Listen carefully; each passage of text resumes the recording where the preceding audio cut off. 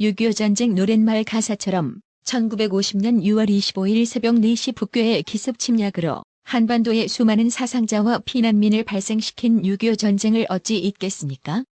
그래서 오늘은 6.25 전쟁 72주년이 되는 날이라 첫 소식은 국제 외교안보 관련 소식부터 전하겠습니다. 한국과 일본의 내주 북대서양 조약기구 나토 정상회의 참석을 놓고 미국과 중국이 기싸움을 펼치고 있습니다. 존 커비 백악관 국가안보회 NSC 전략소통조정관은 현지 시간 23일 언론 브리핑에서 중국이 한국의 나토 정상회의 참석에 반발하는 것과 관련해 중국은 한국이 어떤 회의에 참석하는지에 대한 거부권을 갖고 있지 않다고 지적했습니다. 한마디로 미국이 한국의 주제넘게 내정 간섭하는 중국의 행위에 참견하지 말라고 경고한 건데요. 나토는 이번 정상회의에서 앞으로 10년을 대비하는 새로운 전략적 개념에 중국 견제 문구도 담아서 추인할 계획입니다. 중국은 한국, 일본, 호주, 뉴질랜드 등 인도태평양 국가 정상들의 나토 정상회의 참석에 대해 강력히 항의하고 나섰습니다. 해당 소식에 네티즌들은 중국이 제정신이 아니구나. 문재인 씨 정권 때문에 한국을 속국으로 안아본데라며 내정 간섭 그만해라 중국 놈들이라고 힐난했습니다. 그렇습니다. 중국이 한국에 유독 기고만장한 건 문재인이 중국에 한없이 머리 조아리며 4대 외교를 펼쳤기 때문입니다. 미국이 2022년 10월에서 2023년 9월 내년 회계연도 국방예산 내역을 담은 국방수권법안 NDA의 주한미군 규모를 현 수준으로 유지한다고 명시했습니다. 또 지난달 한미 정상회담 후속 조치로 국방장관으로 하여금 내년 3월까지 한국에 대한 방위 태세 강화 방안을 보고하도록 했습니다. 현지 시간 23일 미 의회에 따르면 하원 군사위원회는 2023년 NDAA 법안을 찬성 57표, 반대 1표로 통과시켰습니다. 앞서 16일 상원 군사위원회도 같은 법안의 심사를 마무리해 이 법안은 본회의 통과를 앞두게 됐습니다. 하원은 이 법안에 주한미군의 존재는 북한의 침략에 대한 강력한 억지력을 발휘한다. 한국에 배치된 28,500명의 미군 병력은 한반도를 안정시킬 뿐 아니라 이 지역 내 모든 동맹국에 안도감을 주고 있다면서 주한미군 규모를 명시했습니다. 그러면서 미국은 한국의 강력한 기존 군대를 유지해야 한다고 강조했습니다. 이번 국방수권 법안에는 한미 상호 방위조약 강화 및 미국의 확장 억제 실행 방안을 구체화하는 항목이 추가됐습니다. 법안에는 윤석열 대통령과 조 바이든 대통령은 5월 21일 공동성명에서 핵과 재래식 무기, 미사일 등 미국의 모든 방어 역량을 동원한 확장 억제 약속을 확인했다면서 두 정상은 빠른 시일 내에 고위급 확장 억제 전략협의체 EDSCG를 재개하기로 했다는 내용이 담겼습니다. 하원은 관련 조치로 국방장관은 내년 3월 1일까지 한반도 주변 군사훈련 범위와 규모, 북한의 불안정 행위 추가 저지 방안, 중국과 러시아 위협에 대응한 노력 등을 포함해 한국에 대한 방위를 장기적으로 강화하기 위한 방안을 보고하라고 명시했습니다. 이 법안은 본회의 표결과 상하원의 조정 과정을 거쳐 바이든 대통령에게 전달되며 올 연말 공포될 것으로 전망됩니다. 국정원이 국가보안법 위반으로 20년간 복역한 신영복의 손글씨를 본뜬 신영복체로 쓰여진 원운석을 버리고 국정원의 첫 원운인 우리는 음지에서 일하고 양지를 지향한다는 내용의 원운석을 복원하며 문재인 좌익 정권 하에서 멈춘 국정원 기능 정상화에 박차를 가하기 시작했는데요. 그 일성으로 국정원은 인적 쇄신을 위해 1급 부서장 27명 전원을 대기 발령 조치하며 이들을 직무에서 배제시켰습니다. 또 국정원 개혁 의지가 강한 김규현 원장이 문재인 좌익 정권 남북정상회담과 국정원 적폐 청산에 대해 직접 감찰 업무를 챙길 것이라는 전언도 나왔습니다. 내부 감찰은 문재인 좌익 정권 당시 남북 및 미북 정상회담 성사 과정, 정부 초기 국정원에 설치된 적폐 청산 TF를 통해 고강도로 이뤄진 인적 청산 과정에서의 위법, 불법성을 따지는 데 초점을 맞출 것으로 알려졌습니다. 우선 2018년 4.27 판문점 정상회담을 포함한 세 차례 남북 정상회담과 2018년 싱가포르, 2019년 하노이 미북 정상회담 성사 과정 전반에 대한 조사가 1차적으로 이루어질 전망입니다.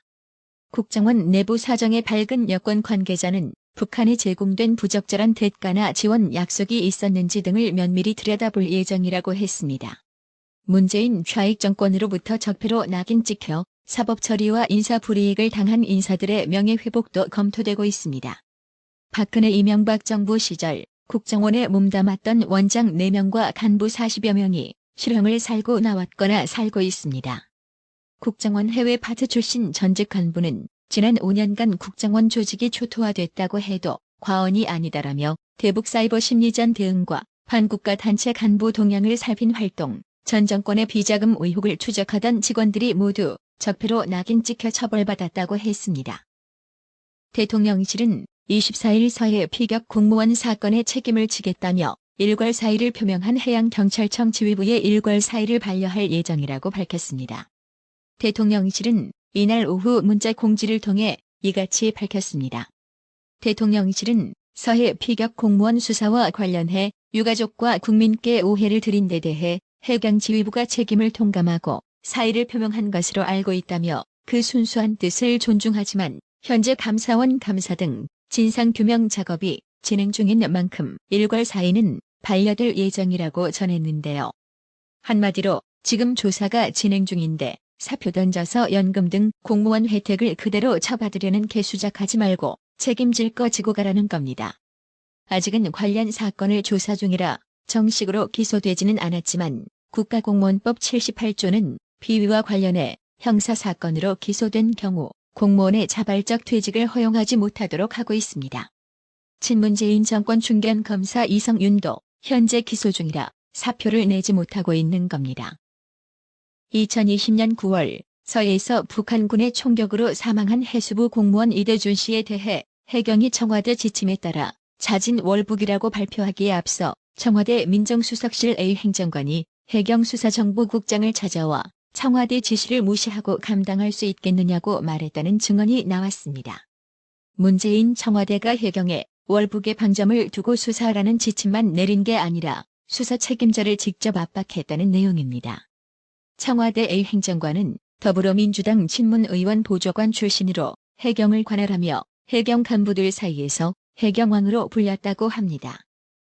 조선일보 취재를 종합하면 청와대 A 행정관은 서해 공무원 피격 사망 사건 당시 김홍희 해경청장에게 자진 월북의 방점을 두고 수사하라는 지침을 전달한 것으로 전해졌습니다. 사건 발생 이틀 뒤 해경이 자진 월북의 가능성을 배제할 수 없다는 첫 수사 발표를 한 직후였다고 합니다. 김홍희 청장이 일부 참모와 회의를 열었지만 청와대 지침을 따를지 여부를 결정하지 않자 청와대 A 행정관이 직접 윤성현 수사정보국장을 찾아왔다고 당시 해경 관계자들이 전했습니다. 이 상황을 잘 알고 있는 한 인사는 청와대 A 행정관이 윤성현 국장에게 청와대 지침을 무시하고도 감당할 수 있겠나라는 취지의 언급을 하며 강하게 압박했다고 말했습니다. 마치 월성 원전 경제성 조작 사건에서 산업부 장관이 원전 가동 연장을 보고한 부하 공무원에게 너 죽을래라고 했다는 것과 닮은 꼴입니다. 한편 북한군에 피살된 해양수산부 공무원 이대준 씨 유족은 다음 주 사건 당시 수사를 관장한 윤성현 남해지방해양경찰청장, 김태균 울산해양경찰서장을 비롯해 서주석 전 국가안보실 제1차장 겸 국가안전보장회의 NSC 사무처장, 해경왕이라고 불리던 전직 청와대 보좌관 등 4명을 고발하기로 한 것으로 확인됐습니다. 윤석열 대통령은 청와대를 국민에게 돌려줬지만 헌재 소장은 공관 사생활 침해 및 소음 발생 이유로 청와대 등산로를 차단시켰습니다. 이에 권성동 국민의힘 원내대표는 24일 청와대 개방 이후 열린 등산로가 헌법재판소장 공관 측 요청으로 폐쇄된 것을 두고 과잉 예우하지 말고 오늘 당장 이번 주말부터 폐쇄했던 도로를 개방하라고 요구했습니다. 권성동 원내대표는 이날 오전 현안점검회의에서 지난 주말 헌재 소장 공관 쪽으로 해서 한번 걸어봤다며 그쪽으로 낮에 사람들이 통행한다 해서 소음 피해가 클 것 같지도 않았다고 말했습니다. 종로구 삼청동 헌재 소장 공관 인근의 등산로는 청와대 개방 이후 이용이 가능해졌지만 헌재 측이 사생활 보호와 소음 등을 이유로 문화재청에 폐쇄를 요청했습니다.